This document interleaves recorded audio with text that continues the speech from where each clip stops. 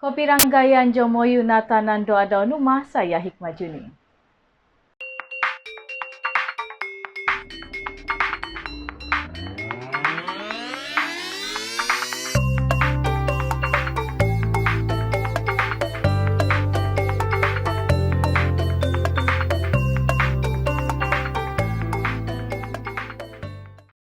Kerja menaik taraf jalan UMS ke Simpang Indah Permai perlu dipercepatkan. Kerja-kerja naik taraf jalan raya antara Universiti Malaysia Sabah UMS ke Simpang Indah Permai perlu dipercepatkan bagi mengurangkan kesesakan jalan raya di kawasan berkenaan.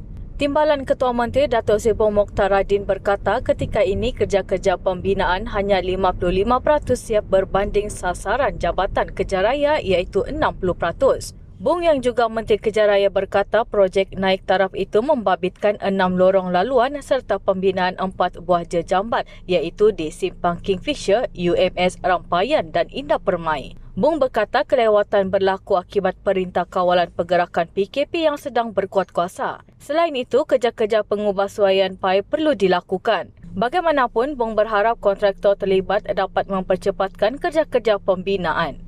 Ini kerana bilangan kenderaan yang melalui jalan raya berkenaan ketika PKP berkurangan.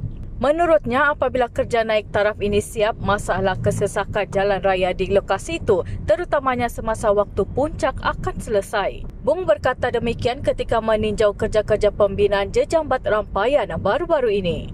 Mengenai isu gangguan air di Sepanggar, Bung berkata kes kecurian air menyumbang kepada masalah itu. Untuk itu, beliau meminta Jabatan Air Negeri Sabah bersama agensi lain mengambil tindakan proaktif bagi memotong paip-paip air yang disambung secara haram. Bung berkata kes kecurian air bukan sahaja menjejaskan pengguna, malah menyebabkan kerugian berjuta ringgit kepada kerajaan. Sebanyak 17 jalan rosak akibat banjir telah siap diperbaiki.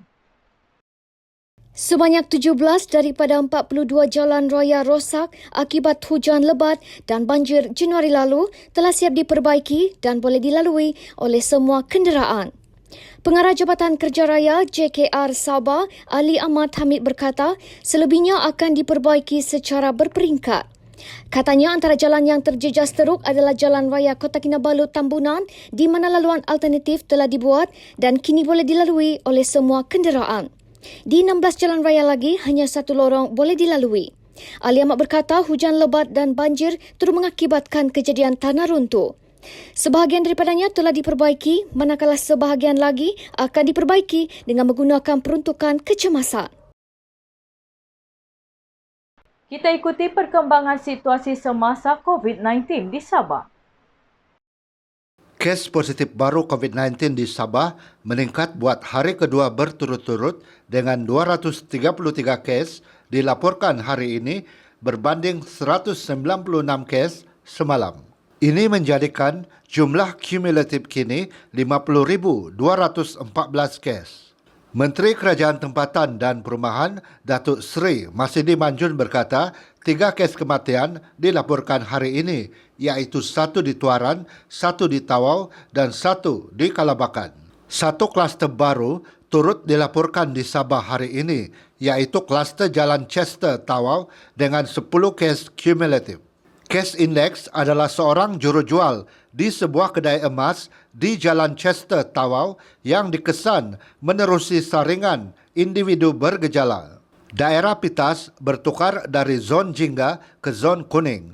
288 pesakit telah sembuh hari ini, manakala 1,745 pesakit sedang menerima rawatan.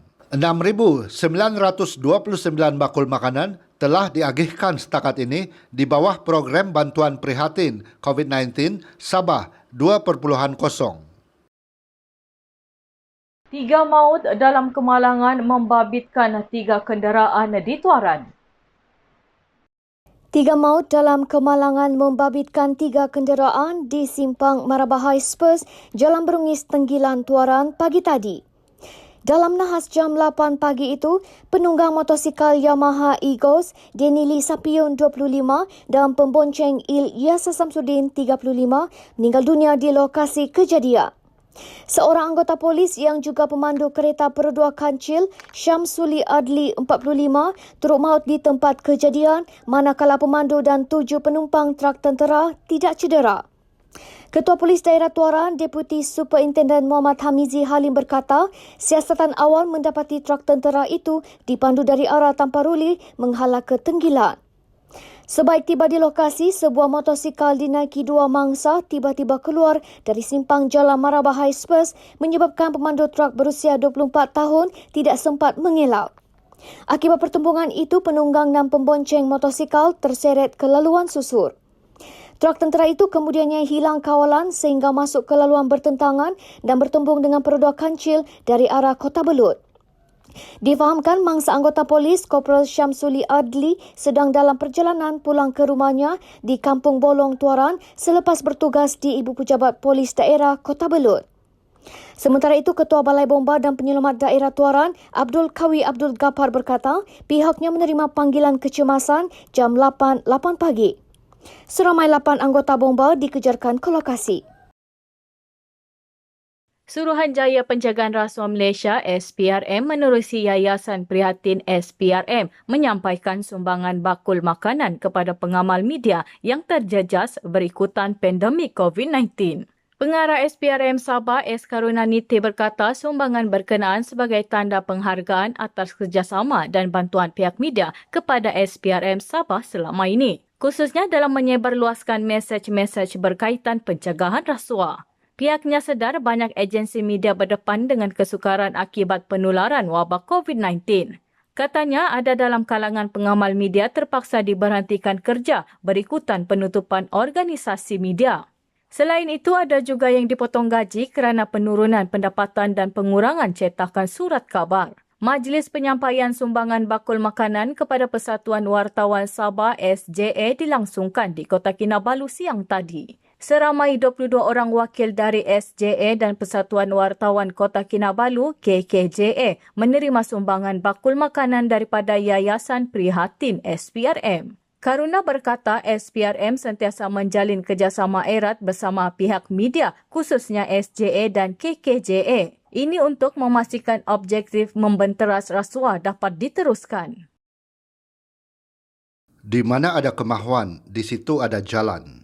Rizwan Jamal, 28, yang mempunyai pekerjaan tetap sebagai penyelia kanan, jurutera mekanikal dan elektrik di sebuah syarikat swasta, mengambil keputusan nekat untuk berhenti kerja dan memulakan perniagaan roti secara serius. Rizwan menjual pelbagai jenis roti dengan harga RM1 sejak November tahun lalu dan kini mampu meraih pendapatan lebih RM3,000 sehari.